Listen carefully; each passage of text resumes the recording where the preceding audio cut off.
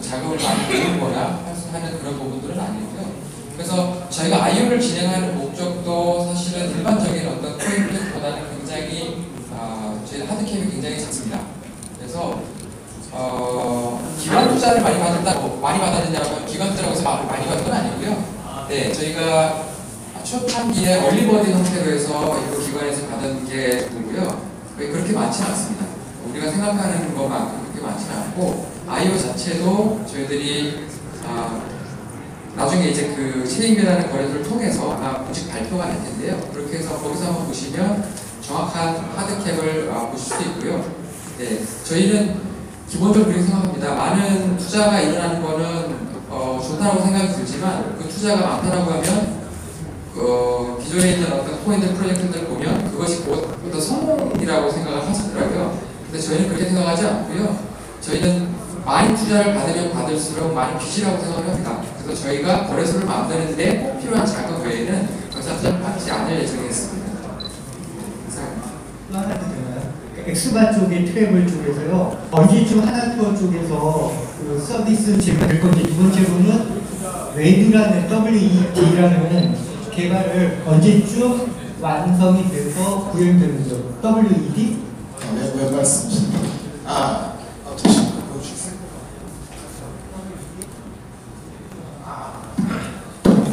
말씀드리겠습니다. 먼저 그 하나투어 관련된 거는 하나투어 본사를 내는 게 아니고요. 하나투어 같은 경우에는 저희가 지금 아까 전에 저희 이제 이사분이 나와서 발표하실 때 트래블 관련해서 현재 지원되는 국가가 총 4개의 국가 4개 국가를 말씀하셨는데 이유는 간단합니다. 사실 저는 엑스바 트래블을 가지고 미국이고 다 다니고 있는데요. 못하는 이유는 CS 문제입니다. 사실 사용하게 되면 국가별로 지역별로 당연히 그거에 맞는 CS 센터를 구축을 해야 되는데 CS 센터를 구축을 하려면 거래 수수료 가지고 그 비용이 발생이 돼야 됩니다. 실질적으로. 근데 아직까지는 또 대부분 아직까지 블록체인을 가지고 상용화나 실제 사거리에 도입하신 사례들을 보더라도 쓰시는 분들이 거의 없으세요. 프로젝트를 진행하는 저희들 입장에서는 많이 쓰시기를 바라고 그렇게 제휴를 맺고 있지만 100분이 구매를 하시면 한 분이 쓰시면 진짜 많이 쓰시는 거더라고요. 그러다 보니까 그 CS 부분이 부족해서 저희가 협력관계에 있는 여러분들을 통해서 실제 그 CS 센터가 감당하실 수 있는 산업적 대리점들을 운영하시는 분들하고 저희가 그쪽에서 CS를 감당하고 저희가 결제분의 비용을 감소시키는 걸로 현재 프로젝트를 진행 중에 있고요. 회사를 합사해서 분사 방식으로 해서 진행을 할 거고 현재 엑스바 페이가 도입되는 내년 3월 정도 목표로 하고 있고요. 저희가 현재 운영하려고 하는 곳의 대부분의 저희 발표에는 내년 3월 정도로 예정이 되어 있고 그때 아까 이사님 말씀하신 것처럼 엑스바 페이 시스템을 기초로 해서 그 외에 여러 기타 서비스를 준비하려고 진행하고 있습니다.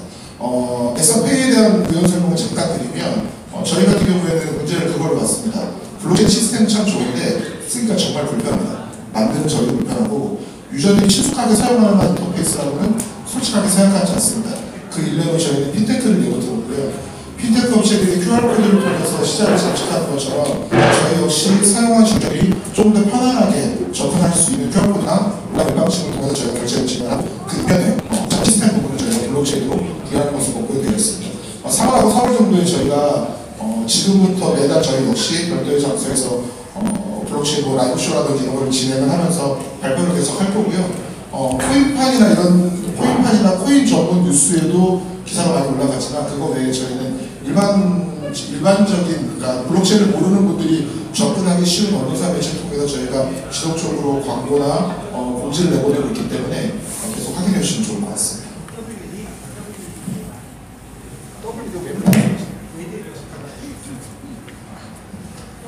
저희가 만들어놓은 것도 이거 죄송합니다. 저희도 못합니다. 죄송합니다. 저희도 못합니다.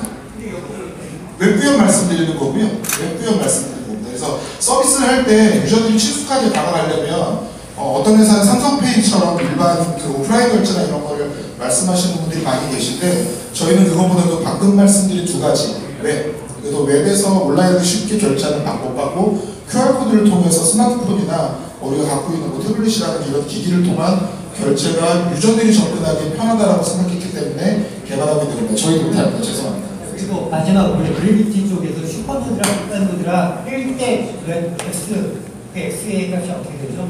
슈퍼노드랑 일반 노드랑 1대 슈퍼노드가 하나가 있을 경우에 일반이 되죠?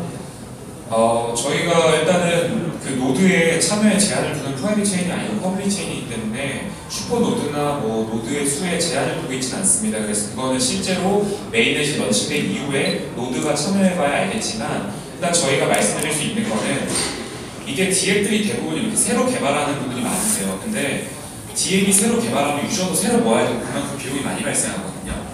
근데 기존에 있던 서비스에 아주 쉽게 블록체인을 적용할 수 있게만 만들어주면 기존에 이렇게 확보하고 있던 그 유저층은 더 좋고 개발사도 더 좋고 저희도 좋고 투자자도 좋고 하는 그 결과를 만들어낼 수가 있어요. 그래서 저희는 블록체인과 토큰을 아주 쉽게 적용할 수 있도록 사용성을 높이는 작업을 하려고 하고요. 그렇게 됐을 때는 마찬가지로 저희는 사용자가 노드이기 때문에 노드의 수도 자연스럽게 많아진다고 생각하고 슈퍼 노드는 당연히 보상이 더 많기 때문에 그것도 경제적 인센티브, 토큰 인센티브로 더 많이 참여할 수 있다고 생각합니다.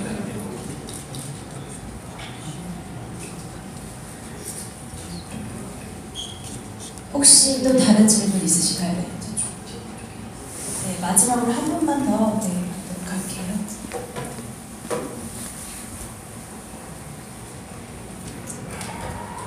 마화에 대한 질문인데요.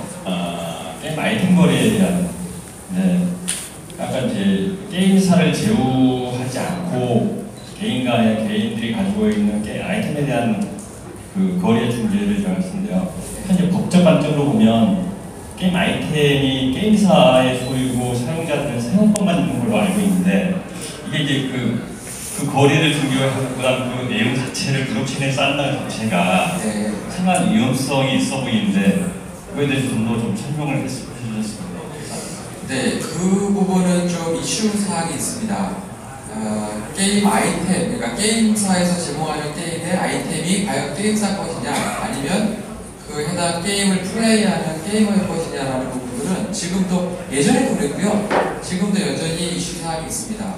그래서 당연히 게임을 할 때 저희들이 약관이라든지 이런 걸 보면 게임 서버가 만약에 떨어졌다. 그래서 그 게임에 해당 게임이 예를 들면 서비스가 중지된다라고 하면 게임사 입장에서는 게임 아이템을 이들이 다 보상을 하지 않고 있습니다. 그런데 대부분들 게임사들이 이게 합법적이냐 불법적이냐의 문제를 떠나서 이 자산이 누구 거냐에 대해서 관련해서는 사실은 게이머들의 자산으로 인정할 수 있는 부분들을 굉장히 많이 인정을 하고 있습니다. 실제적으로 그렇고요. 왜 그러냐면 해당 게임사도 저도 이제 그 게임사를 다녔지만 게임도 개발했고 런칭하는 부분들도 많이 봤지만 실질적으로 겉모습으로는 사실은 어떤 게임사 입장에서는 자산을 인정해 주지 않죠. 그런데 게이머들이 자산을 가지고 아이템 거래를 많이 해야만 해당 그 게임이 속칭 예를 들면 뭐 대박이 나거나 뜨는 부분들이 있거든요. 그래서 공식적이진 않지만 비공식적으로는 그런 부분들이 많이 거래를 할 수 있도록 길을 터놓고 있습니다. 저희가 말씀드리고 싶은 거는 가장 이제 그 게임 아이템 관련해서 잠깐 말씀을 좀 드리면 암호화폐랑 비교했을 때 좀 비슷한 부분이 많아요. 그러니까 아이템을 채굴하거나 게임을 열심히 해서 게임 아이템을 또 습득을 하거나 여러 가지 부분이 있는데 가장 큰 특징은 뭐냐면 우리나라에서는 게임 아이템에 대한 거래는 합법적이라는 겁니다. 네, 그래서 내 자산이고 내가 누구한테 넘길 때 가격을 얼마를 받든지 간에 그런 부분은 합법적이 되고요. 실제로 연 1200만 원 이상 아이템 거래를 해서 하게 되면 그 1200만 원이 넘어가면 세금을 내야 됩니다. 그거를 저희 거래소라든지 기존의 아이템베이라든지 아이템베이라든지 이런 사이트에서 신고를 할 수 있는 그런 부분들이 돼 있고요. 그 이상 예를 들어서 1200만 원 이상 아이템 거래를 통해서 돈을 벌었는 사람이 신고만 하고 세금만 내게 되면 합법적으로 게임 아이템 거래를 할 수 있습니다. 그래서 요지는 아까 말씀드린 대로 게임 아이템이 과연 불법이냐 아니냐에 대한 부분들은 아니고요. 대부분 게임사들이 아이템 거래를 허용을 하고 있습니다. 그러나 만약에 말씀하신 대로 게임이 서비스가 중지되거나 나중에 어떤 문제가 생기면 그런 부분들은 아마 게임사에서 책임을 지지는 않을 것으로 보여집니다.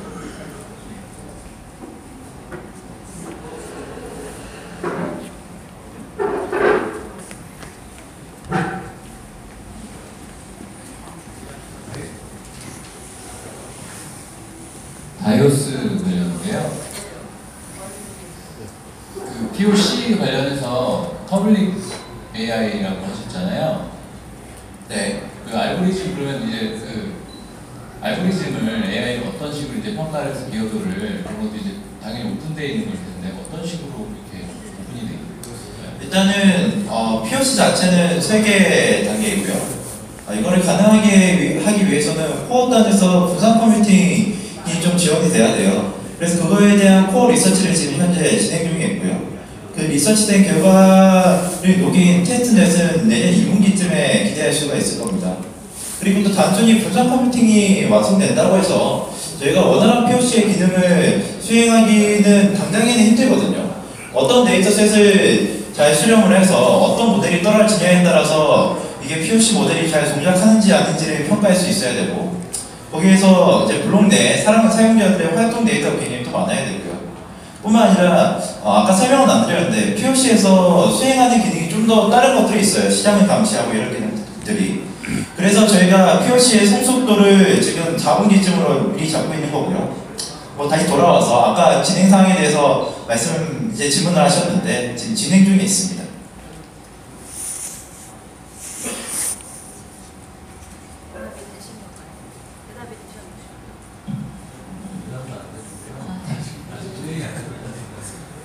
네.